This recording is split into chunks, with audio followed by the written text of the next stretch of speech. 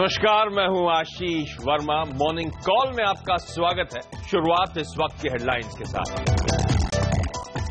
US Fed के बयान के बाद डाउ जोन्स 200 पॉइंट से ज्यादा गिरा।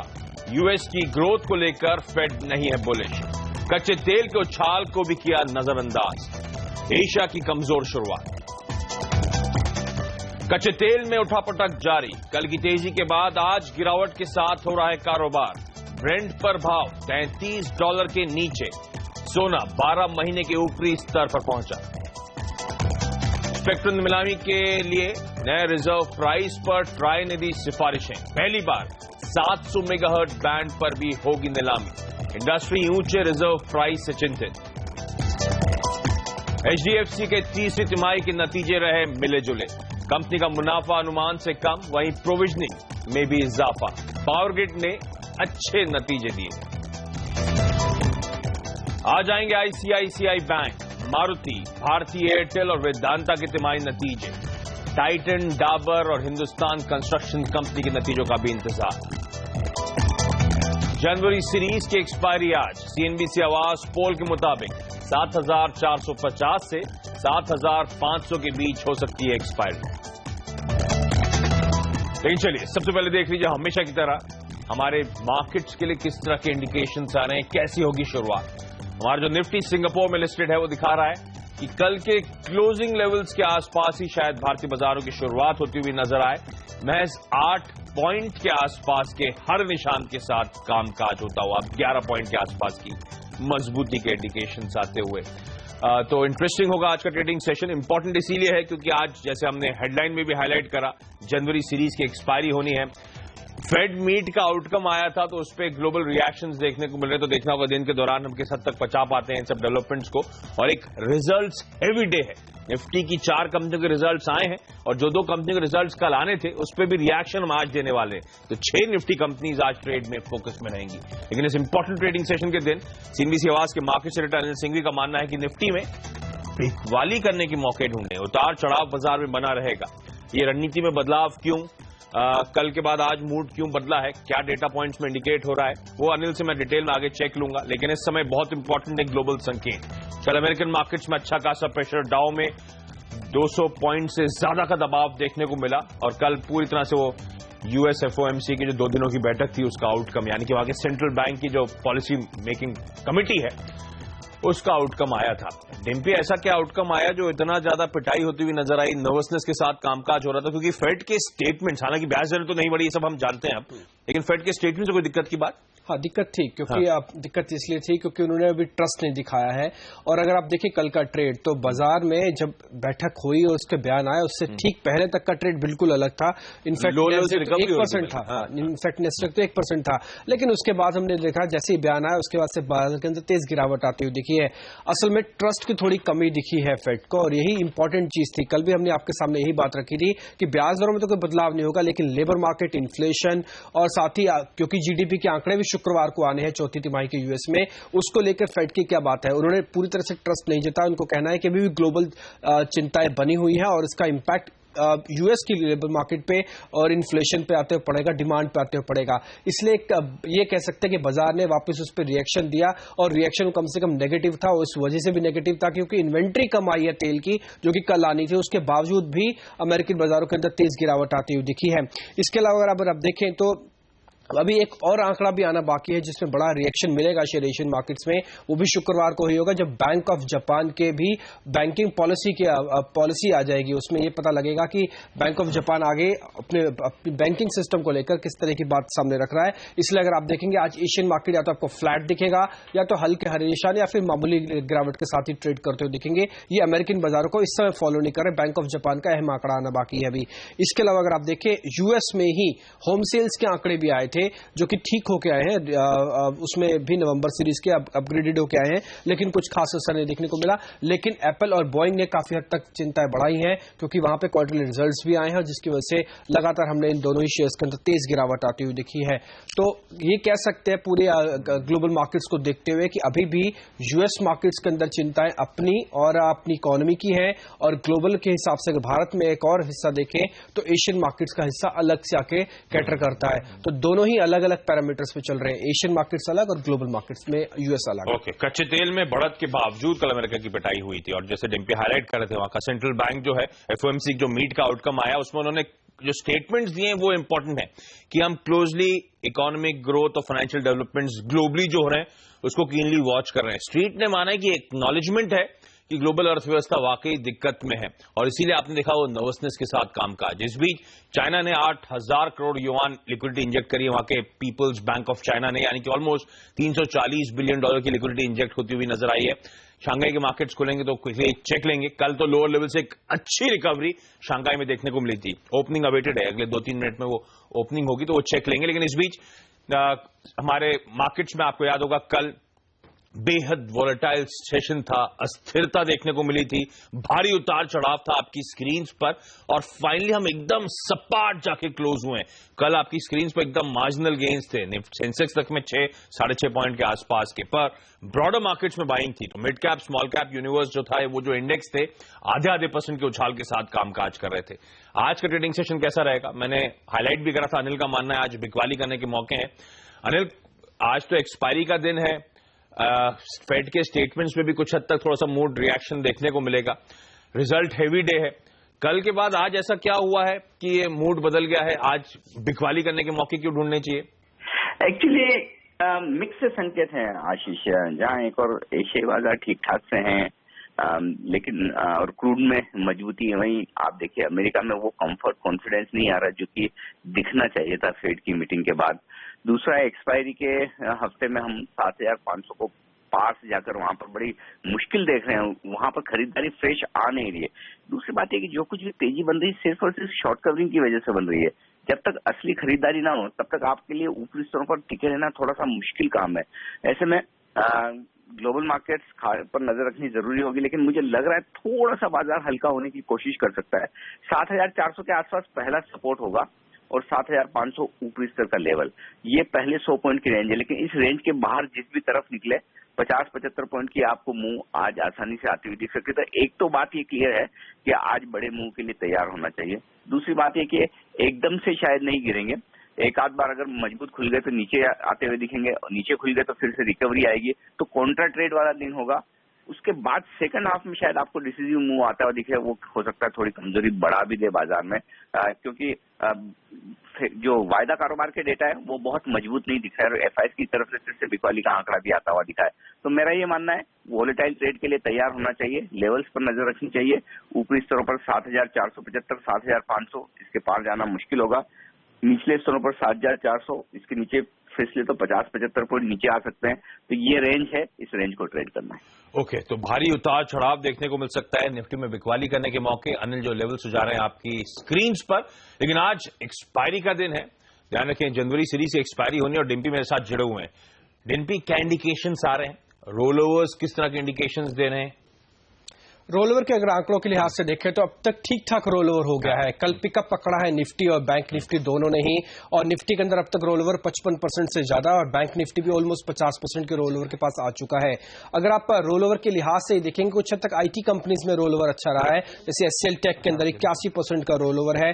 टाटा मोटर्स का डीवीआर भी अच्छे रोल ओवर के साथ आगे बढ़ा है।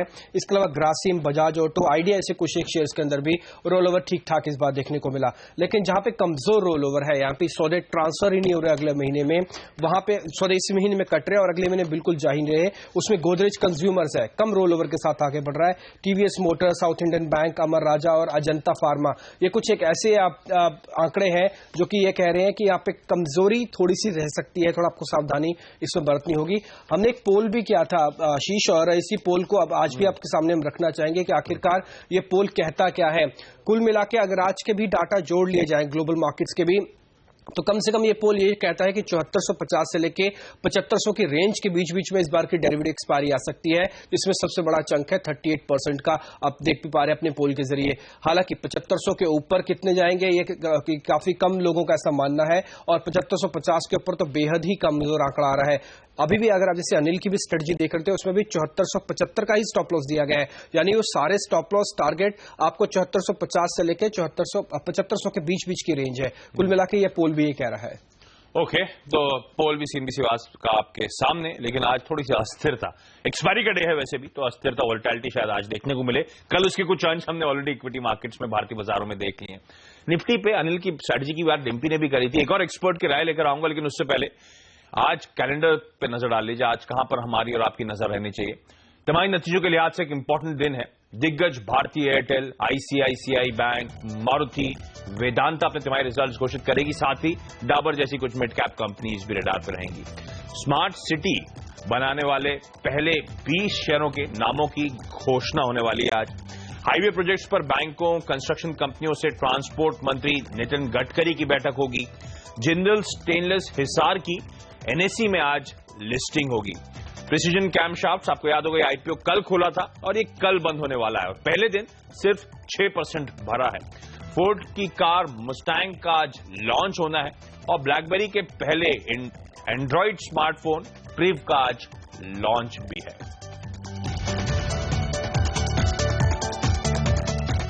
लेकिन चलिए, मैंने कहा था कि निफ्टी पे एक और एक्सपर्ट की रणनीति लेकर आऊंगा। हमारे साथ अब SimiBhomik.com की सिमी भौमिक जुड़ रही है। सिमी, हाय, गुड मॉर्निंग।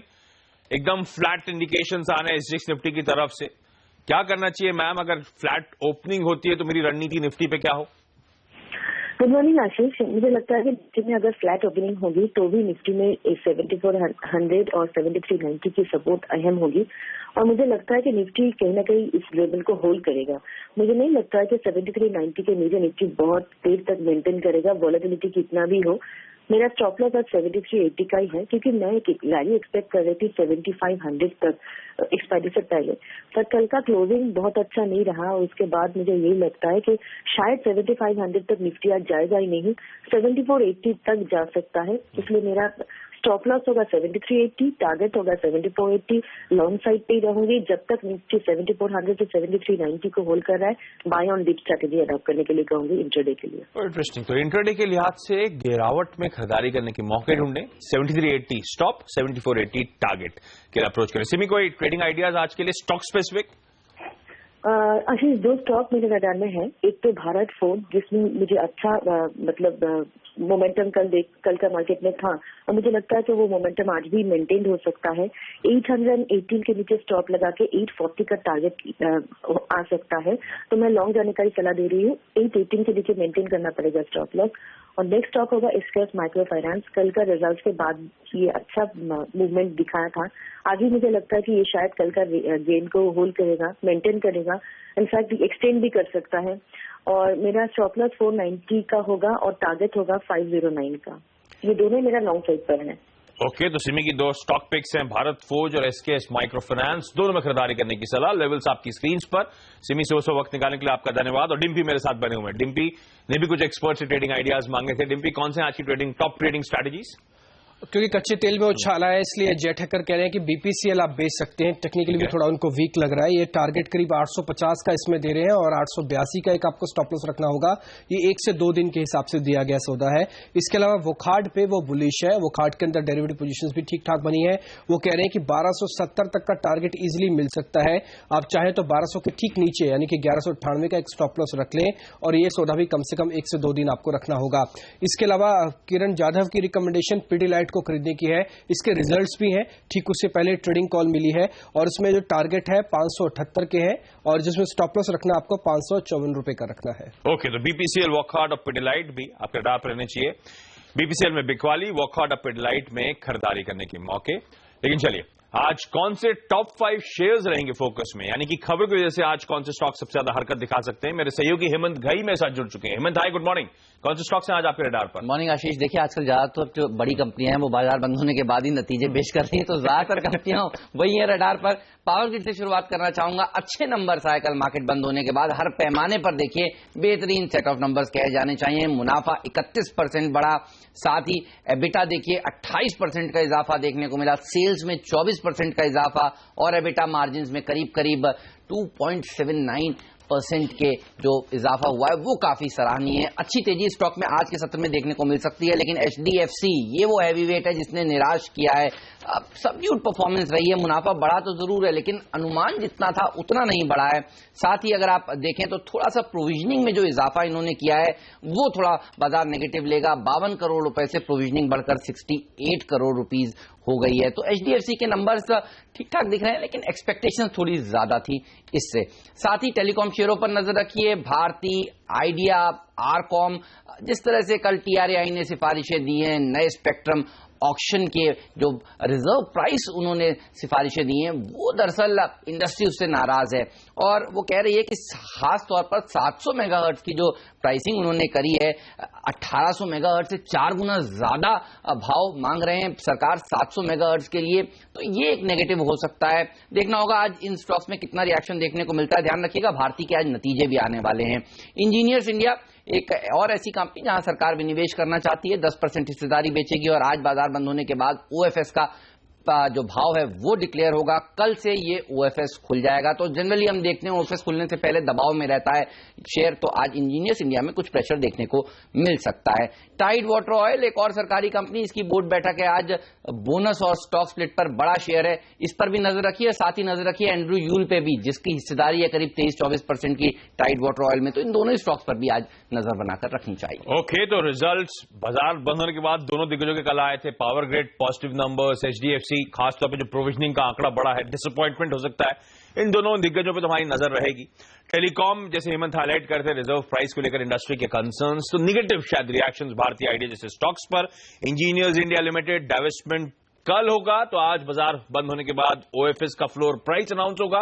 स्टॉक आज दिन भर शायद कमजोरी के साथ कामकाज करे। टाइड वाटर ऑयल बोनस और स्टॉक स्प्लिट पर आज बोर्ड की बैठक है। न सिर्फ ये कंपनी बल्कि इसकी जिसके पास इसका स्टेक है एंड्रू यूल, ये दोनों ही कंपनी शायद आज ट्रेड में हरकत में रहेंगी। नजरें बना के रखें। लेकिन चलिए यहाँ पे एक छोटा सा ब्रेक। हमने दो कंपनी के रिजल्ट्स की बात करी दिग्गजों की जो बाजार बंद होने के बाद आए थे, लेकिन आज भी एक रिजल्ट हेवी डे है। निफ्टी की 4 इंपॉर्टेंट कंपनीज आज अपने तिमाही रिजल्ट्स घोषित करेंगी।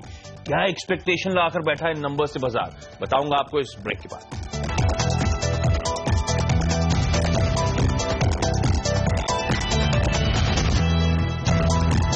ब्रेक के बाद आपका स्वागत है और आज निफ्टी की 4 कंपनियां ICICI bank, Maruti Suzuki, Bharti Airtel और वेदांता अपने तिमाही नतीजे घोषित करेंगे। इसको लेकर क्या अनुमान है बताने के लिए जुड़ रहे हैं हमारे सहयोगी पूजा त्रिपाठी और डिम्पी तो मेरे साथ बने हुए हैं। पूजा पहले, लेकिन आपके पास सबसे इंपॉर्टेंट नंबर तो मेरे ख्याल से आईसीआईसीआई बैंक का होगा, एक हेवी वेट। एसेट क्वालिटी को लेकर फोकस जी, एसेट क्वालिटी पर आज ज्यादा फोकस रहेगा। कमजोर नतीजे की उम्मीद कर रहे हैं और जो एनपीए लेवल्स हैं इस बार वो अपने हाईएस्ट लेवल पर हो सकता है। पिछले क्वार्टर ये आंकड़ा 3.8% के आसपास था। हमारा अनुमान है कि इस बार जो एनपीए लेवल्स हैं वो 3.9% के आसपास बढ़े हुए हो सकते हैं। मतलब पिछले 6 क्वार्टर्स में सबसे ज्यादा हाईएस्ट लेवल इस बार एनपीए के देखने को मिल सकते हैं, क्योंकि आरबीआई ने जो बैंकों को निर्देश दिए हैं अपने बुक्स क्लीन करने के लिए, उसकी वजह से इस बार जो प्रोविजनिंग है वो बढ़ी हुई हो सकती है। मुनाफे में दबाव देखने को मिल सकता है और यही रीजन है जिसकी वजह से हम उम्मीद करें कि एसेट क्वालिटी पे भी काफी ज्यादा कमजोरी देखने की उम्मीद है। जो बैंक का एक्सपोजर है वो इंफ्रा सेक्टर में काफी ज्यादा, इसी वजह से ये कंसर्न देखने को मिल रहा है। तो कमजोर नतीजे की उम्मीद आईसीआईसीआई बैंक की तरफ से। ओके, तो नंबर शायद कमजोर हो सकते हैं, दिक्कत की बात। लेकिन दूसरा इंपॉर्टेंट नंबर आज का होगा मारुति सुजुकी का। और डिम्पी हमेशा की तरह बेहतर नंबर शायद डिलीवर कर पाएगी क्या कंपनी? बिल्कुल बेहतर नंबर इस बार भी आ सकते हैं। एक तो इनको कमोडिटीज के जो दाम गिरे हैं उसका बेनिफिट मिल रहा है, साथ ही जो येन कमजोर हुआ है करेंसी के हिसाब से वो भी इनको एक बेनिफिशियरी है। इसके अलावा अगर आप देखें तो इनकी जो segment to segment sales growth देखने को मिल रही है वो काफी इंटरेस्टिंग थी। इनका जो यूटिलिटी व्हीकल सेगमेंट है वहां पे काफी अच्छी ग्रोथ है। अगर अभी भी आप सेल्स के लिहाज से देखेंगे तो इसका जो सुपर कॉम्पैक्ट जो डिवीजन है वहां पे अभी 100% से ज्यादा की सेल्स के आंकड़े आ रहे हैं। और इसके अलावा अगर आप यूटिलिटी व्हीकल में एक और डिवीजन इसका देखें जिसमें एस क्रॉस जैसी बड़ी गाड़ियां आई हैं, उसके अंदर भी करीब 50% से ज्यादा का रोल ओवर है। तो कुल माफ कीजिए बढ़त है। तो अगर इसमें कुल मिला के अगर आप आंकड़े देखेंगे तो इसका पैड जो है करीब 66% के आसपास बढ़ने की उम्मीद है, जो कि 1300 करोड़ को पार कर जाएगा, जो कि इस बार काफी बेहतर आ सकता है। साथ ही एबिटा मार्जिन में भी इंप्रूवमेंट है। थोड़ा बहुत जो प्रेशर रहेगा वो इनका एक मिड कैप सेगमेंट से रहेगा, माफ कीजिए स्मॉल कैप सेगमेंट से रहेगा, जहां पे इनकी ऑल्टो गाड़ी आती है, वहां पे सेल्स पिकअप नहीं हो पा रहा है इतना। अदरवाइज इनको कमोडिटीज का बेनिफिट और साल से जो यूवीज है उसका बेनिफिट मिलेगा। ओके, वैसे भारतीय एयरटेल दिसंबर क्वार्टर वैसे आमतौर पर बेहतर रहता है, लेकिन मुनाफे में एक्सपेक्ट कर रहे हैं 11% के आसपास तिमाही का दबाव। वेदांता की जहां तक बात है 100 करोड़ रुपए के आसपास का शायद रिजल्ट्स में इस बार घाटा दिख सकता है। पिछली तिमाही में अच्छा खासा मुनाफा था, तो इस बार ये कंपनी घाटे में पहुंचती हुई नजर आए। लेकिन चलिए यहां पे एक छोटा सा ब्रेक के बाद कमोडिटीज पर फोकस।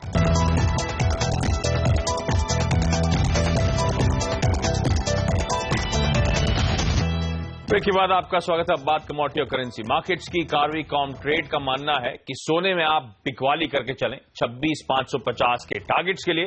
कच्चे तेल में मोमेंटम आया था, वो मोमेंटम शायद कंटिन्यू हो, तो कारवी कॉमट्रेड मानता है 2250 तक के टारगेट्स तक के लिए यहां पे खरीदारी करके चलें। लेकिन चलिए इस शो में आज के लिए इतना ही। वक्त तो चला एक छोटे से ब्रेक का। ब्रेक के बाद स्टॉक 2020। नमस्कार।